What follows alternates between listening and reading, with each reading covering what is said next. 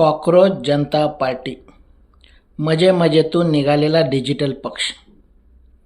कारण आपल्या देशाच्या सरन्यायाधीशांनी युवा पिढीला झुरळ म्हटलं. ह्याच रागातून एका मराठी तरुणाने कॉकरोच जनता पार्टी नावाचा एक पक्ष स्थापन केला. तो आहे डिजिटल. तो निवडणूक लढणार नाही आहे, पण त्याचा जो जाहीरनामा त्याने प्रसिद्ध केलेला आहे त्याच्यामध्ये त्यानं सांगितलं की जे न्यायमूर्ती आहेत, निवृत्त न्यायमूर्ती, त्यांना आपण राज्यसभेची उमेदवारी देणार नाही आहे. जे SIRमधनं नावं डिलीट झालेत मतदारांची, त्याच्यावरती पण ॲक्शन घेणार.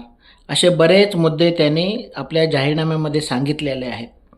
आज या पक्षाचा फॉलोवर खूप प्रमाणात पटीने रोजच्या रोज वाढत आहेत. आत्तापर्यंत किमान 13 मिलियनच्या आसपास त्याचे इंस्टाग्रामवरती फॉलोअर झालेले आहेत. हा जो आकडा दर्शवतो हेच दर्शवतोय की जी सध्याची जी व्यवस्था आहे, सिस्टीम आहे, याच्यावरती तरुणाईमध्ये प्रचंड रोष आहे. कारण महागाई, बेरोजगारी याने जनता त्रस्त झालेली आहे आणि आपले नेते मात्र आपल्याच विलासात दंग झालेला आहे.